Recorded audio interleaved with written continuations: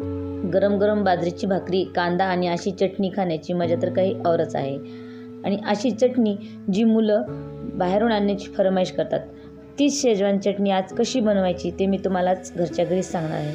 नमस्कार मंडळी, RK's 5 star किचनमध्ये आज तुमचं खूप खूप मनापासून स्वागत आहे। आज मी तुम्हाला शेजवान चटणीची रेसिपी अगदी सोप्या पद्धतीने सांगणार आहे। माझ्याकडे ना काही लाल मिरच्या होत्या, तुम्ही त्यात कोल्हापुरी मिरच्यासुद्धा आणू शकता, म्हणजे चटणी तिखट होणार नाही।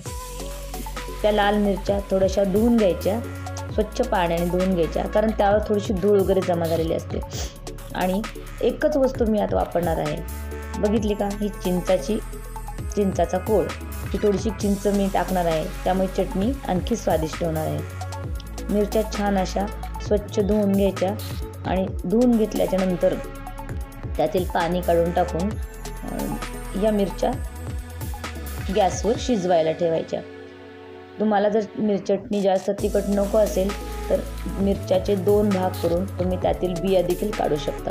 मी येथे बिया काढलेल्या नाही, कारण माझ्या मिरच्या जास्त तिखट नाही आहेत। आता आपण इथे मिरच्या छान अशा शिजवून घेणार आहोत। थोडंसं गरम पाणी उकळत्या पाण्यामध्ये आपण थोड्याशा गरम करणार आहोत। त्यामुळे काय होईल, नंतर जेव्हा आपण चटणी खातो तेव्हा तिखटपणा त्यातला कमी होऊन जाईल आणि आपल्या वाळलेल्या मिरच्या मऊ होतील। बघा तर मंडळी, किती छान अशा मिरच्या उकळल्या आहेत। आणि आता आपण या मिरच्यामधलं पाणी इथे काढून घेणार आहोत। त्याआधी माझ्या व्हिडिओला तुम्ही जर लाईक केलं नसेल तर लाईक करा, शेअर करा आणि सबस्क्राईब करायला मात्र विसरू नका।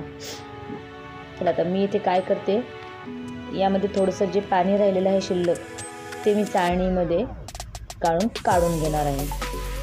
त्यामुळे काय होतं, सर्व जे तिखट पाणी असतं, उकळतं पाणी हे तिखट असतं मिरचीचं, ते सर्व निघून जाईल आणि आपली चटणी जास्त तिखट होणार नाही आणि लहान मुलं देखील आवडीने खातात। मंडळी, माझ्या रेसिपीमध्ये मी घरामध्ये असलेलेच साहित्य वापरून कोणते पण वस्तू बनवते, हे तर तुम्हाला माहितीच असेल। चला, आता तर मिरच्या आपण मिक्सरला लावून घेणार आहोत। त्यामध्ये काही साहित्य मी इथे टाकणार आहे, जे आपल्याकडे सर्वांकडेच उपलब्ध असतं। लसणाच्या 2-4 पाकळ्या, थोडे अद्रकाचे तुकडे आणि थोडासा ओवा टाकणार आहे, जेणेकरून चटणीचा स्वाद आणखीनच वाढेल। तसेच इथे मी अर्धा चमचा मीठ, थोडं मीठ तुम्ही आणखी थोडं जास्त टाकलं तरी चालेल, आपल्याला नंतर चटणी शिजवताना देखील थोडं मीठ टाकायचं आहे। मीठ जास्त टाकल्यामुळे चटणी लवकर खराब होत नाही। तसेच आता आपण इथे थोडीशी चिंच भिजवली होती, एक 15 ते 20 मिनिट चिंच भिजवली होती मी। आता ही चिंचेचा कोळ मी इथे टाकणार आहे। तसेच ही भिजलेली चिंच देखील टाकायची। मिक्सरमधून मिरच्यासोबत ही चटणी, चिंच अगदी बारीक होऊन निघते। आता आपण इथे मिक्सरला फिरवून घेणार आहोत आणि त्याच्याशी छानशी चटणी तयार करणार आहोत। पहा, आता इथे चटणी तयार झाली आहे, पण थोडीशी चटणी मोठी राहिली आहे, बारीक झाली नाही। तर आता आपण याच्यात थोडंसं पाणी टाकणार आहोत आणि मी इथे थोडंसं लिंबू सत्व टाकलं आहे, जेणेकरून चटणी जास्त दिवस टिकेल। चिंच टाकल्यामुळे तर चटणी राहतेच, पण लिंबू पावडर टाकल्यामुळे आणखी त्याची टेस्ट देखील वाढते। तुमच्याकडे जर लिंबू असेल तर तुम्ही ते लिंबू पिळलं तरी चालेल। आता आपण ही आपली चटणी शिजवून घेणार आहोत। मी इथे 2 ते 2.5 पळ्या तेल टाकलेलं आहे आणि त्यामध्ये थोडीशी मोहरी, जिरे वगैरे असं टाकून घ्यायचं। आपण यामध्ये मोहरी टाकली नाही तरी चालेल, तुम्हाला जर आवडत असेल तर तुम्ही नुसतं तेल गरम करून वरून जरी तेल टाकलं चटणीवर तरी चालेल, पण मी इथे चटणी शिजवून घेत आहे।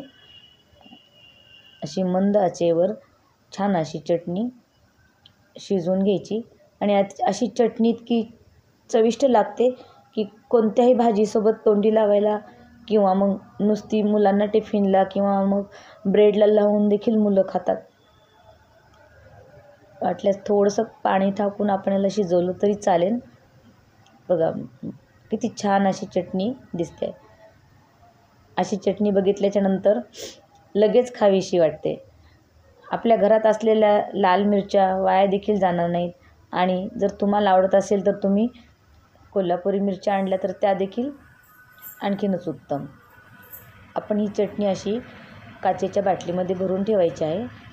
ही फ्रीजमध्ये तर 2-3 महिने राहतेच, पण फ्रीजच्या बाहेर देखील ही महिनाभर सहज राहू शकते, कारण आपण त्यामध्ये मीठ वगैरे व्यवस्थित टाकलेलं आहे. अशा प्रकारच्या नवीन सोप्या पद्धतीने रेसिपी मी तुम्हाला शेअर करते. त्या तुम्ही नक्की ट्राय करा आणि मला कमेंट्समध्ये कळवायला मात्र विसरू नका. धन्यवाद.